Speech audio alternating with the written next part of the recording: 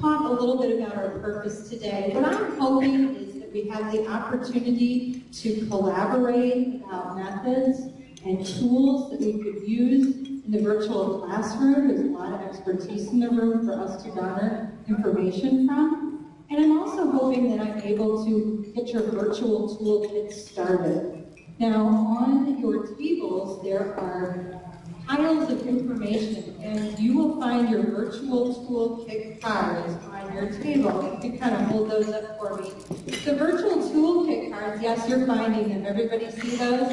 It's a great place for you to write down ideas, thoughts, things that strike you as interesting, maybe things that you would like to check out a little bit further. It's a good place to take notes. It's got a little ring holder there. You can flip that up on the side of your cubicle, hang it on a hook. I'm hoping it doesn't end up in a drawer, but it's a tool that you can use to expand your virtual toolkit. Before I move forward, there's two things that I'd like to bring to your attention or discuss. And the first thing is what we're talking about here. I'd like to put a frame around virtual instructor-led training, or as I use the acronym VILT. I want to make sure we're all talking about the same thing. So when I say virtual instructor-led training, I'm talking about training that's taking place online, live. We're all coming together at the same time, and that there's an instructor that is leading that class. Some people refer to it as synchronous learning. So live, at the same time, we're all coming together, and there's an instructor leading the process. And instructor, teacher, trainer, same thing. Student, learner, participant, all the same thing, okay? Does that seem like a fair definition we could work from? Very good, thank you. So here's our plan today. We're going to talk about traditional and virtual classrooms, how they're the same but different. We're going to discuss connecting with your participants. How do you get that done? We're also going to discuss strategies to increase that participation. And we're going to have a little fun at the end with what not to do in the virtual classroom. Now, I was excited to learn that there's a lot of interest between number 2 and number 3. So connecting with your participants and increasing participation. Dead tie in our poll. And if you didn't get a chance to take our poll, I apologize. But we actually polled the audience while you were networking and enjoying your cocktails about these 4 items. 50-50 split between those 2, and then a few on the top and a few on the bottom. So my attempt this evening is going to be to spend a little more time on those 2 items and focus a little more closely on those 2 items. I'd hope to only have to do a little more focus on one, because we do only have an hour. So I'll do my best to give you as much information and solicit as much collaboration from the group on those 2 items. Now, I did want to mention we had some feedback that we received through LinkedIn. I actually posted a question, what would you like to learn at this event, on CCASTD's LinkedIn discussion group. And we had some people respond. Consistently, folks would like to know, how is a facilitator not to sound scripted? It'll kill your participation quickly, and we're going to talk about how to not sound scripted. And then also, how do I avoid what I know is very high potential to happen, and that's multitasking. How do I avoid people multitasking? So those are 2 other pieces that I will address as we go through, and I appreciate that pre-discussion that we had, and I'm looking forward to that discussion continuing after we're done here this evening. Okay, so that's our plan. How does that sound? Good. I'm sorry? Good. One more time. Yay! All right. So that's what I would call Mondo style. Okay. I don't know that I have to sell this idea to you of listening to this conversation and be involved in this conversation tonight, because there's a lot of energy just from taking that poll tonight. But I'm hoping you walk away with some new ideas, some that you can investigate, maybe something that you could implement right away. idea and strategy standpoint. Maybe it's just a new perspective or a new thought that you heard from your table neighbor or something else that was said in the room. I hope to spark your creativity. I'm finding one of the #1 traits that I need from somebody that's going to facilitate or design course content in the virtual classroom is creativity, because you have to see beyond that computer screen and how to get to people. Creativity. And worst case scenario, maybe you connected with somebody else that you can draw from later. That would be okay as well. So that's my pitch to listen just a little bit longer. Okay. So let's get right into it. The last thing that I had you do, or Rebecca and I had you do, was to discuss your question at your table. And you'll be maybe surprised or not surprised to learn that this side of the room had a question where the blank was filled in with the word virtual. So your question was, what kinds of things do you need to deliver a class successfully in the virtual classroom? And so I'll call it Team Virtual over here, these 6 tables. And over here we had 5 tables that did the same thing, but they were talking about what they need to be successful in the traditional classroom. Team Traditional, right? Okay, so what we'd like to do is a little exercise from that. And I do want to take a moment to thank all the table bosses for rustling up all the ideas and getting them up on the chart under my time frame. Thank you, table boss. Mondo table boss. Here she comes. Very good. So Rebecca and I are going to take a look at these 2 lists, and I'm going to ask for your opinion on a few things. So our traditional team, the first thing they said that they need to be successful is they need a trainer with a great personality. So the personality of the trainer is a really important thing. So Team Virtual, does Team Virtual have that on their flip chart? Well, it's not on the flip chart, but it was one of the ideas that came up in addition. Okay, so Team Virtual, would you say that the facilitator of a meeting in a virtual environment, a training session in a virtual environment, needs personality? Yeah, so we would say that in both environments we need those things. Yes? Yeah. Absolutely, I agree. In Team Virtual, your first item up here is consistent and reliable technology. Very important in your environment. So what do you say, Team Virtual? Do we have anything on our list that's kind of the same as that?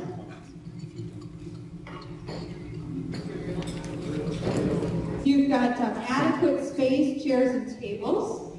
Do you guys need reliable technology in your traditional classroom? Yeah, that PowerPoint, that projector, all that stuff has to work. Connection to the training environment, thank you, very good. So, all right, both need it, right? Second item here, we need materials, visual aids, binders, participant guides. How about over here in the virtual world? Do we need those things? Relevant content. Relevant content. You need visual aids, right? You need probably a participant guide. Maybe, maybe not, depending on what you're teaching. So would we agree that we both need those things? Yeah? Okay, very good. What else do we got going on over here? Okay, so we also have interactivity, how to engage everyone. Okay, so you need interactivity and you need to engage with your learners. Team Traditional, do you guys need to engage with your learners? Yeah? I had table number 5 talked a lot about activities that facilitate learning, and there was conversation around engagement. So you would agree that you need to engage with your learners? Yes.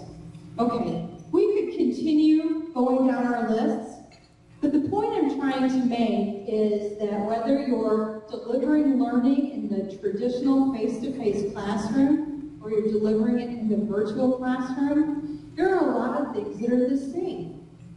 It's just different. Apples. Granny Smith apple, delicious apple. Very different flavors, very different textures, but they're both apples. Traditional and virtual learning, they're the same, just different. And if you can get your arms around that, I think it's easier to see opportunities and see the next pieces. Okay? Are you with me on that? Yes. I see head nodding. That's exciting. Very good. Oh, I did flip my slide. Okay, so let's dig right in. I want to talk about connecting with your participants. And there's 3 opportunities. This is how I look at it.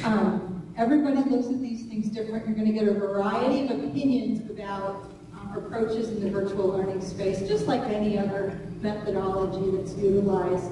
These are just some of the things that have become relevant to me in my experience in working with the learning experts on my team. 3 opportunities to connect with participants: before, during, and after.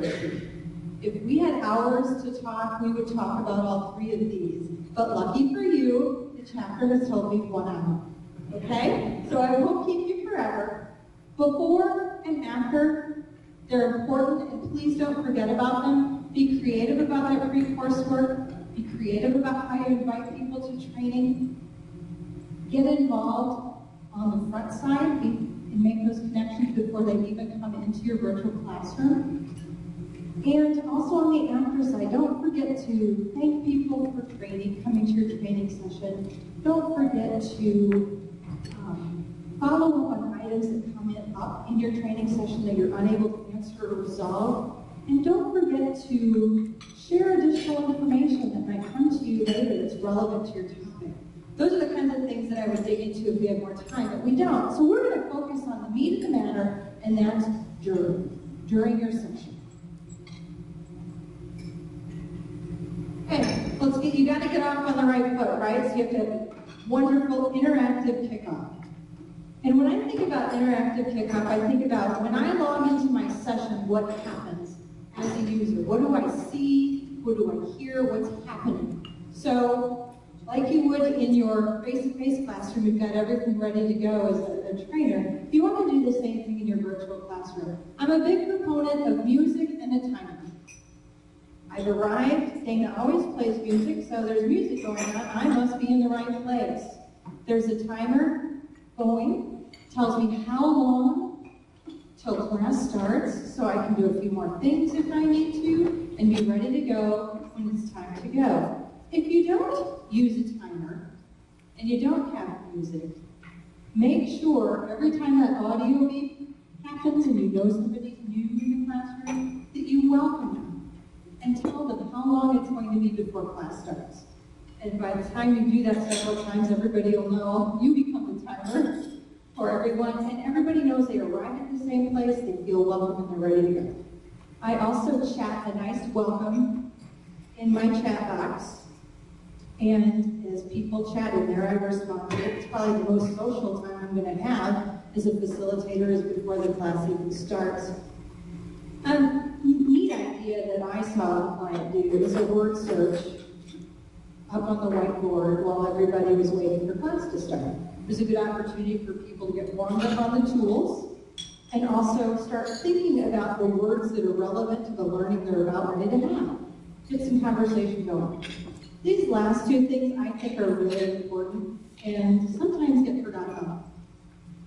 And that is the quick review of tools. I think it's a mistake as a virtual trainer to assume that everyone knows how to use the tools in the space. And so I suggest that you never skip a quick review of the tools. Maybe you have a tutorial that is used in a web-based training environment or a website they can log on to play with the tools. But don't assume everybody knows. It's kind of funny. It's like nobody participates in my session. Well, does anybody know how? It's one of those like, hello. The only time I skip this is if it's the day 3 and we're the 3rd day into the session and it's all the same people. We all know how to use the telephone. We're good to go. Always set the expectation. I can't tell you how many times I've been in a session where nobody sets the expectation about multitasking, but expects nobody to do it. So, welcome to my session.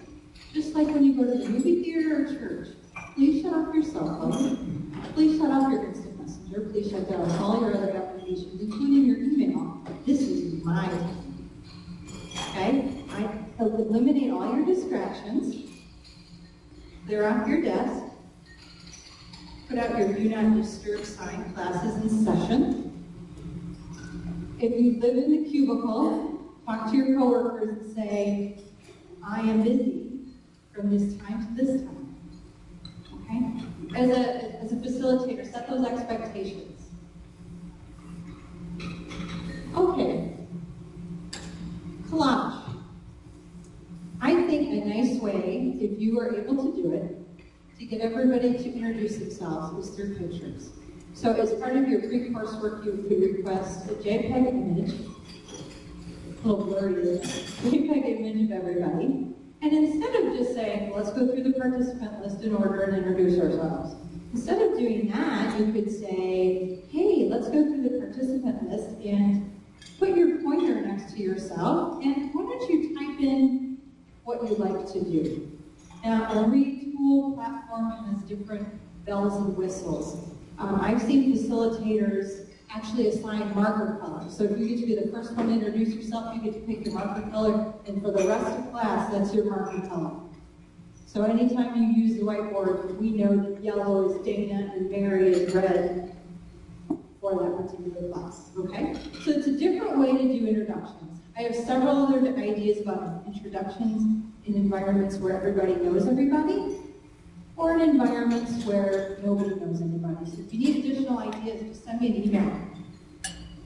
Whiteboards, chats, polls, and breakouts. We can't spend a ton of time on all these things, but I would like to talk about whiteboards. And I have a client that does a really nice job of using the whiteboards as part of their breakout exercises. So when they want to do a small group, they break out. First person in their breakout group is considered a scribe. It notes things on the whiteboard. Second person in the group is called a spokesperson. They go over a case study that was part of their pre-coursework. They scribe all their answers down. Then when we return to the main room, the whiteboards are come up. We go through the information and share it with the whole group. This is, I think, a really great way to use a whiteboard. Here, this particular learning person, and I mocked this up in a WebEx meeting, has said, you know, I like to ask questions in different ways. Here, rather than asking the question verbally, I put the question on a whiteboard. And then I say to my group, pick a box, any box. You're going to trip over yourself or each other, and that's okay. Go ahead and note the answers to the question there, and in this case, use your pointer to indicate who you are, or you can use a colored marker and your assigned color and circle it.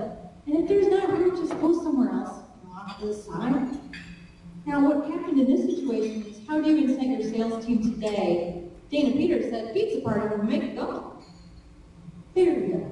Okay? What the facilitator would say to me is, rather than calling on me, out of the blue, we love to call on people, right? Call on people out of the blue in the virtual learning session. We don't call on them. We have them put their answers in here, and then we ask for people to elaborate. Dana, pizza party for making the call. Tell me exactly how that works at your location.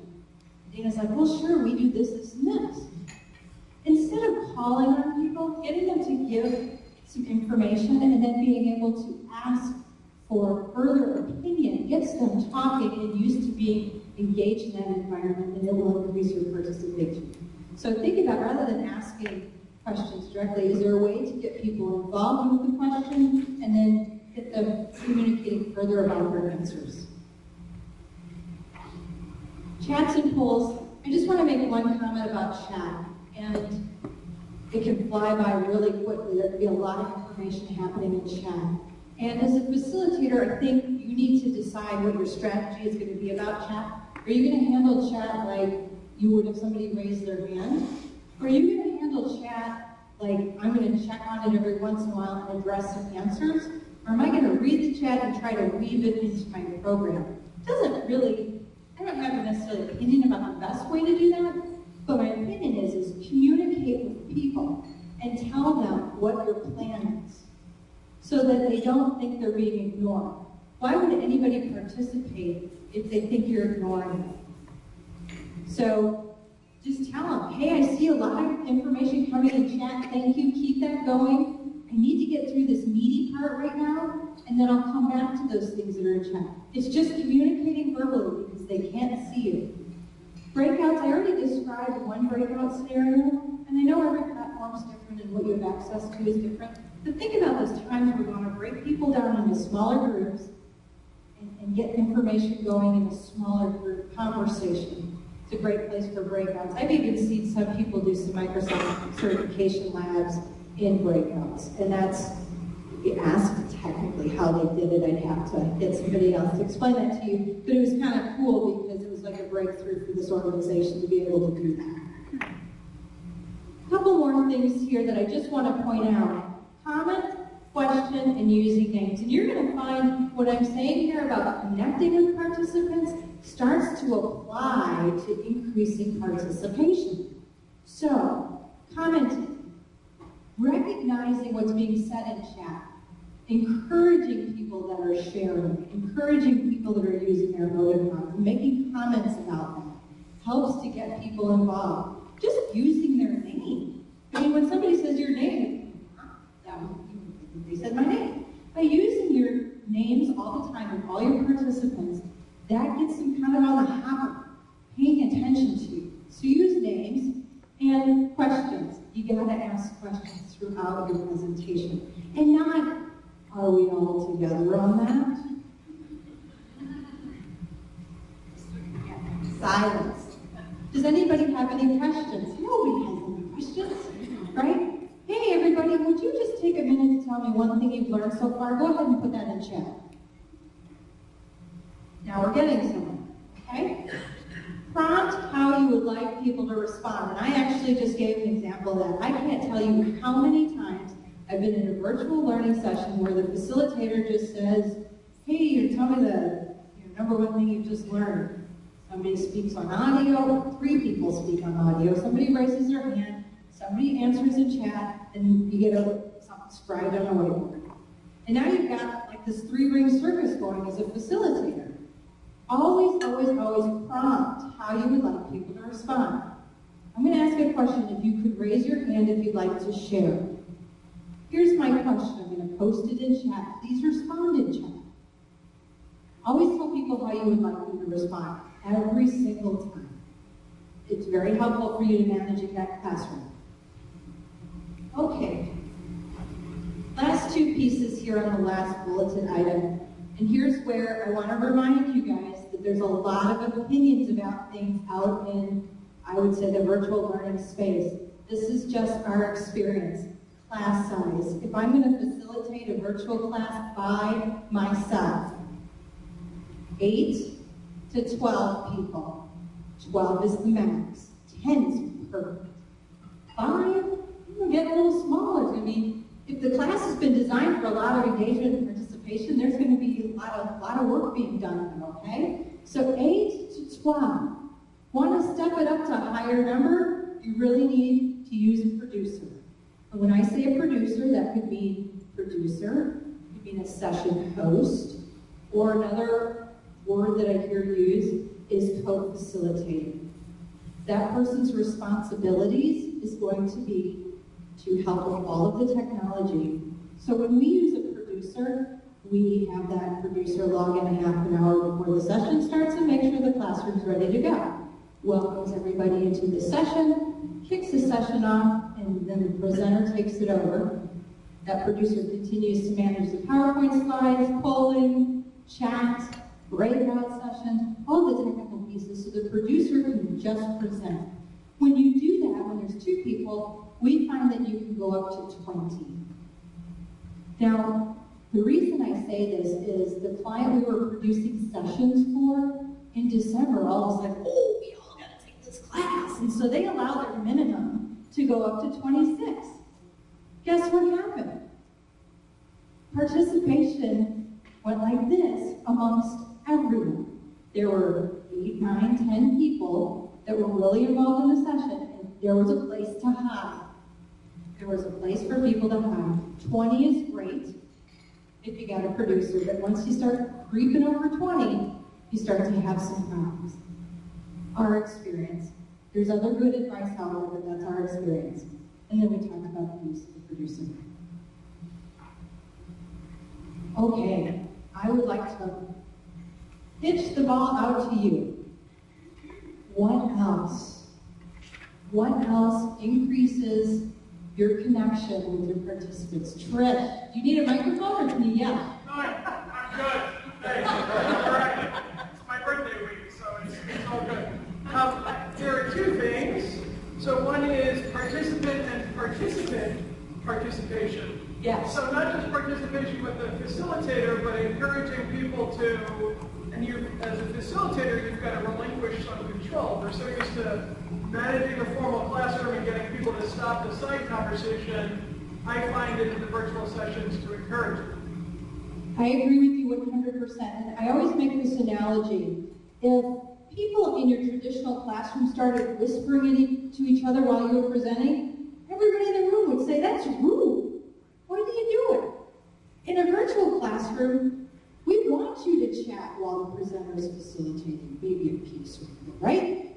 And so that idea that's in your head never has to be, you never have to wait to share it. It can be shared right away, and somebody can respond to it, and that can build and build and build. So I'm glad you brought that up, because that is very, very true. That participant-to-participant participation, it all comes together funny, is really important. What else? Yes, Evan. Two things that I use when I do a virtual training. One is I use the arrows and I use the crayon block. You almost don't recognize the slide when I'm done, because as I'm talking about something, I point to it, and I use the arrows to the pen to underline it, to draw circles, to make connections with people's attention. The other thing is if you have activities and you have a classroom where students finish the activity and then they're waiting 5, 7, 10 minutes for other students, I have what I call a scrolling presentation of various things. Cartoons, pictures, sayings, jokes, whatever I find. Whenever I find a new one, I cut it out and I scan it, and it goes in that scrolling presentation, and that keeps people's attention. The other way to note is to use the check and the X. I use WebEx. So when you ask a student, you know, change your feedback to a red X. When you're done with your activity, change it to a green check mark.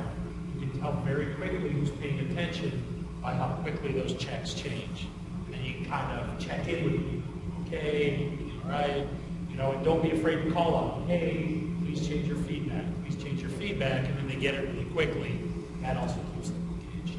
It also keeps them on their toes, because they know how you're going to operate. Yeah. And I would want this guy after me. If you're the last 2 or 3 people, I'm going to call you by name to make sure you're not lost or to make sure you didn't forget to change your feedback. And then it's not aggressively going after that, it's trying to take care of that. Very quickly. So what Evan is saying is change your visuals up, keep some things moving around, and if you're not seeing that feedback coming from people, you know, be proactive, go out and talk to them. Or other things we could say about what that is. Did you have something else to say, Trent? Yeah, so to kind of tag on to that as well, especially when you've got activities and some people are going to work at different paces, we get afraid of silence. Allow silence on the phone. Just because you're wearing a headset doesn't mean you have to entertain everybody every minute of the virtual instructor-led session. So we build silence into the instruction that we do online, because people need time for reflection. So let them complete the activity, let them think about what you just said, and then let them come back and actually respond. And don't get caught up in your head. I play with a slinky when I'm facilitating, so it keeps me engaged. Yeah. Because you're sitting in a room by yourself usually. I'm sitting in my office chair, literally with a headset on. I know no one can imagine this. But you have to keep yourself engaged and paying attention too, and not just sort of ramble on. You can almost start to talk to yourself, like you're all by yourself, but you're not. You're on a session, and thank you for bringing that up, that thought of silence, being prepared for silence. You have to give people a minute to think. Who's going to do this a little bit later in the class, but I'm going to do it now, or session, or whatever we're doing right now. I'm going to do it right now. I want to see how comfortable you are with silence, okay? So here we go.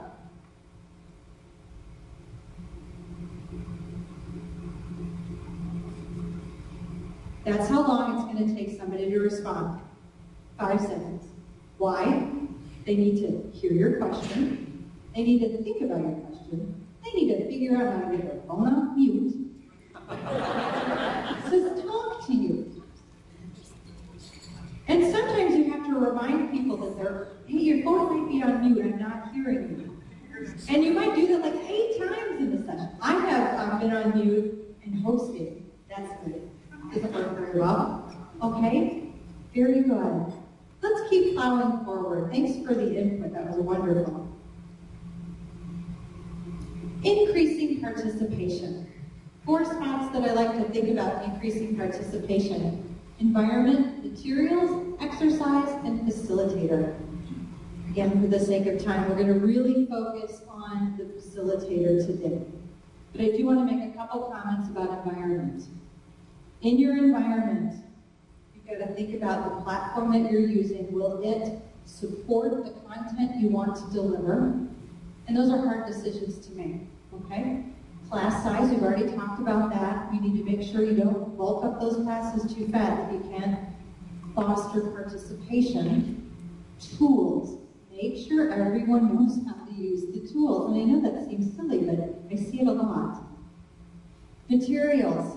Think about your traditional classroom. You don't want to load up a slide deck with 12 bullet points or paragraphs of content. It's the same thing in a virtual classroom. But you also need to think about that visual stimulation. I think you need to move faster. And kind of coming off of what you were saying, Evan, there needs to be a lot happening visually, very, very much so. So keep that in mind with the materials. And I also, yes, please. You know, with materials, another thing that you have to remember in the virtual environment, you need to give it to them in advance. You need to have a website where they can go and download it in case the technology stops working, so that they have access to whatever you're talking about, no matter what happens. Sure, that's a very good point. So when you think about your materials, make sure that there's a backup plan. Because the technology, it always works, right? Perfectly, right? So you got to make sure there's a backup plan. There's somewhere that people can go to get that material, and you can keep going. Even if you only have a phone line, you can keep that conversation going. I always think about the graphics, too. People get really excited about bells and whistles and animation and all kinds of fun.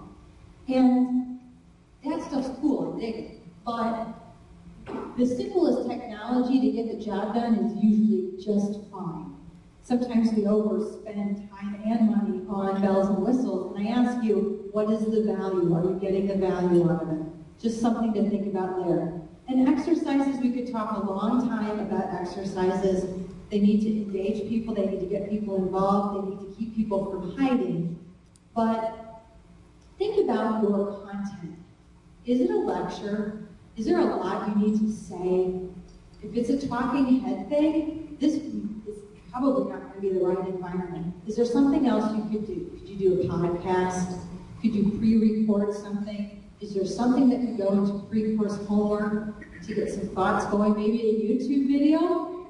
You guys seen any of those lately? Facilitator. This is my favorite part, and we're going to dive right into this facilitator stuff. I want to talk all about it. I got 3 things that, if this is the only thing you remember that needs to happen for you, that would be fantastic. Plan, prepare, and practice. P's, all 3 of them. Eat your P's. Plan, prepare, and practice.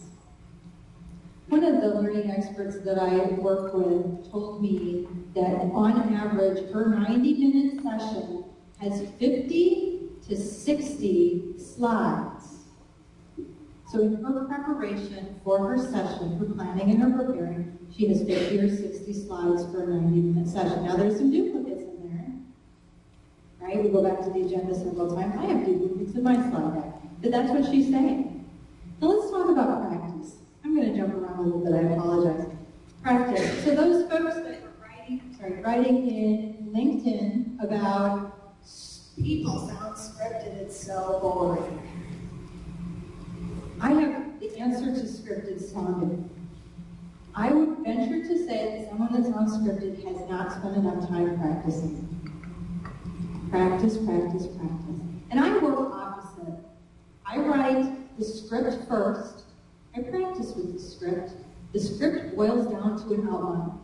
And then the outline is what I train.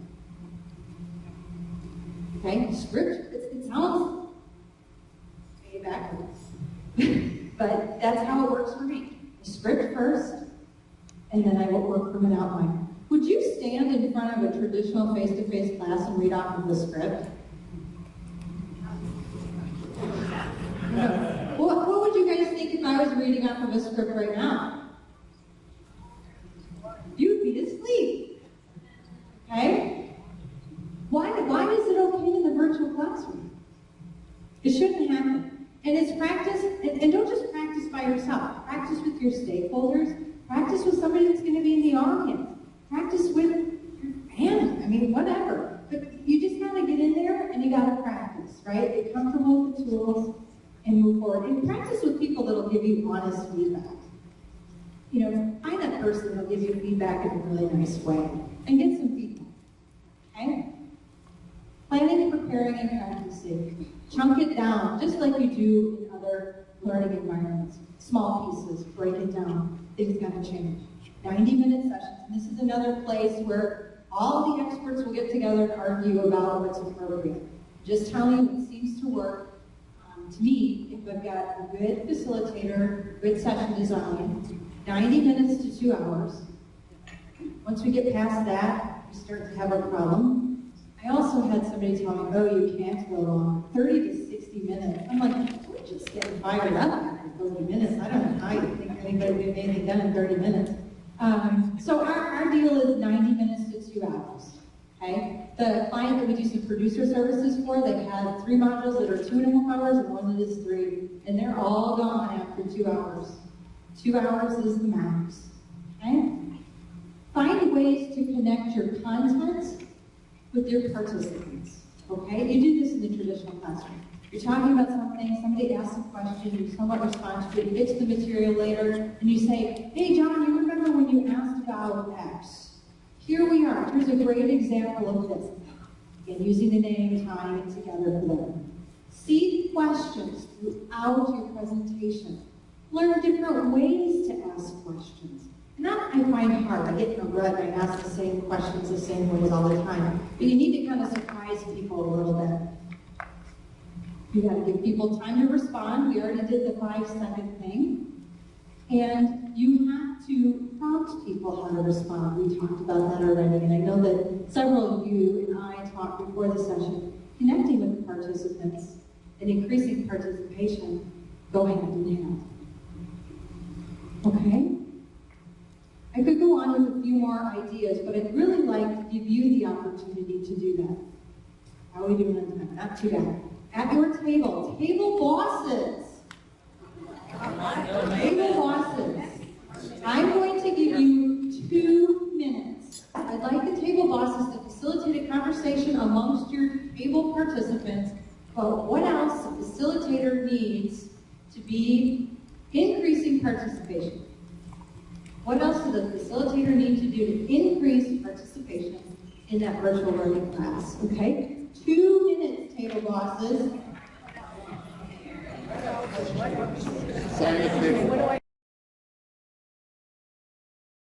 Idea. I've got a wave in the back here.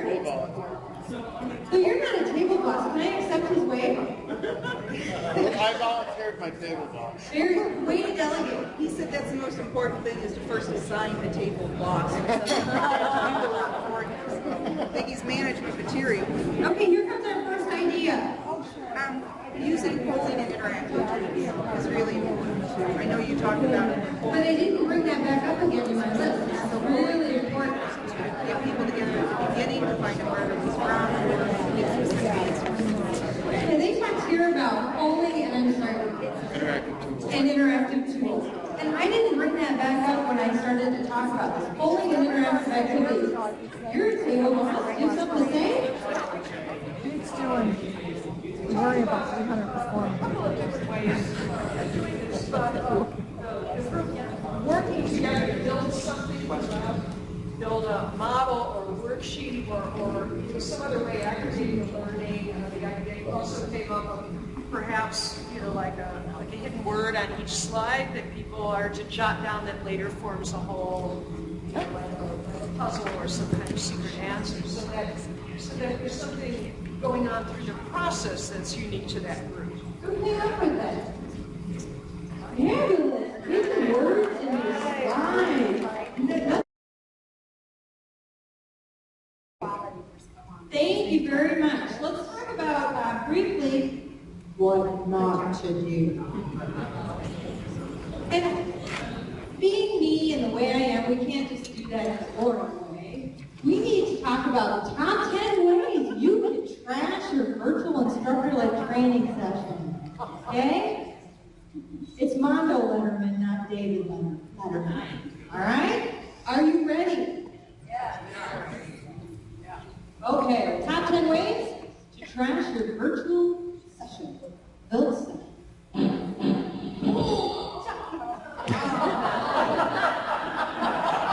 Assume everyone knows how to use the tools.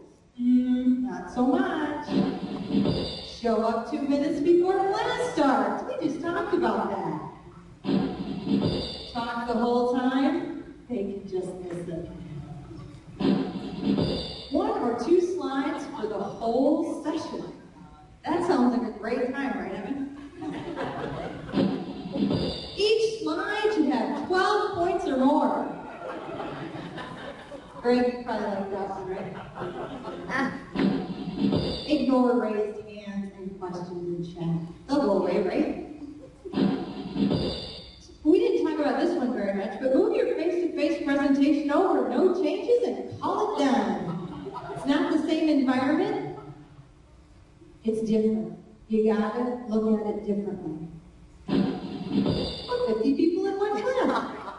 I call it a webinar. You could have 1,000 people in that. Ask a couple polls, they'll be asleep. Wing it. Who needs to plan, prepare, or practice? Are you ready? Number 1.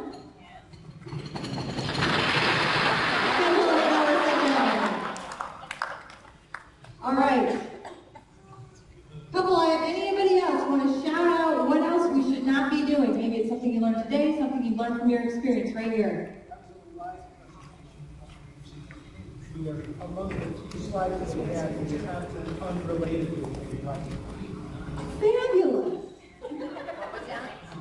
Content unrelated to your topic at hand. And that doesn't matter what kind of a environment you're in. Not good. Very good. Thank you. Who else? Yes, Dara. Oh, I didn't talk about that today. Read the slides word for word. And I tend to refer to them and use them as part of my presentation, but I can read it. If that's all that's going to happen in my class, that's probably not a good thing, right? If we're just going to read slides, you might read them and elaborate on them. Okay. What else? I'd love to hear. How about in the back here? Don't use any images. No images. That's the way to kill it. Yeah, just and black and white, right? Everything in black and white. Keep it all ugly. Okay. One more. Oh, back here in the you got shafted, didn't you? Sorry. That's okay. Are you sure? Okay. She gave it up for you. So what do you got? Now I'm going to have a good one. Not understanding the technology yourself, i.e. moving too fast. A good way to solve that is set up a session where you're the participant. Yes. See what they're going through. We didn't talk about that, and that is to understand the technology yourself and make sure that you set up a second session as a participant. Dual monitor yourself. You have yours that you're working from and the other one that you're seeing. Is it a quick one? You guys look really excited. Oh, I'm sorry. So I repeated it. Was that good? Okay. You're welcome. All right. I'm sorry. You're not sure. Make sure your mute is off. That happens to me. Or on. Or open. Yeah. We heard a couple of people that didn't have their mute on in February, didn't we? If you were on that session. Okay. We have 5 minutes left. I cannot believe I'm on time. It never happens. I know. Because you guys are a great audience. So what questions do we have? And certainly, if there's not any thoughts that I have, I'm looking like, wow, we can pass it on to the audience. So what questions do we have? The non-projecting gentleman project, but Ask a as far question. as what tool are the better tools to use in a virtual environment? You have WebEx, which is limited. You have other tools out there. What are the better tools to use? And I'm challenged to answer that for you because my exposure is limited. But we have the man that wrote the book over here, so maybe he can talk to you. Do you have some answers on that? He asked, the question he asked was, how do you be honest? Wow. I think we need to set some ear doctor appointments for a table number over there. Yes, sir. Okay, see, the last competitive analysis I saw, there were 127 web presentation platforms out there. That's a real number. And so there is no best platform. It really depends what kind of training you're doing and who your audience is. So you want to look for certain features. If you need breakout rooms, look for something that does that. If you need webcams, look for something that does that. Start with your training. Figure out what you need to make your training effective, and then go find a platform that has that. Or if you're stuck with a platform, figure out what it can do and make your training fit the platform. Because there isn't one best one, although Adobe Connect, WebEx, get the training version of whatever it is, not the meeting version, because it'll be more robust. Very good. And the other point I think about, that there's obviously other things involved, that's finance. What kind of users are you going to have? What is the licensing that you're going to need? And I always find that the IT department isn't necessarily the best people to be figuring that all out. Okay? Yes. So on the platform idea, so a lot of times we think that we're limited to the tool. So if we're using WebEx, we can only use what's in WebEx, or if we're using GoToMeeting, we're only limited to what's in GoToMeeting. But don't be afraid to use tools that are outside of whatever virtual meeting tool you're using. So like for instance, we use Poll Everywhere, P-O-L-L everywhere.com, which is a tool that you can bring up and share on the screen, and you can do polling with that. You can also use free, and Poll Everywhere is free up to like 15 responses, and then after that there's a fee base. It's a pretty cool tool. But then also Google Docs. Actually, we had a session the other day, and Google Docs is free, and you can sign in and create forms, like literally forms that people can fill out. So if you're giving them activities, you can have people kind of working outside of the tool that you're using, put information into like the Google documents, and then go ahead and share what's been contributed into those central files, right? So they might have one Word doc or one spreadsheet that everybody's working on that you then display on the screen after you've given people time to contribute. So don't be afraid to use tools outside of whatever the webinar tool is that you're currently purchasing. Sometimes you can do some mixing and matching as well. I think that's what they're trying to say. Very good. Okay, well, I want to thank you for being such a wonderful group to work with. This was our blast. Rebecca was our banner tonight. She did a great job. Thank you, Rebecca, as always. And our contact information is up here. You have all of our information in your green Mondo file folders there. Questions, comments, things you want to brainstorm on, ideas, resources that you need, send me an email, give me a call. We'd love to chat with you, okay? Thank you very much.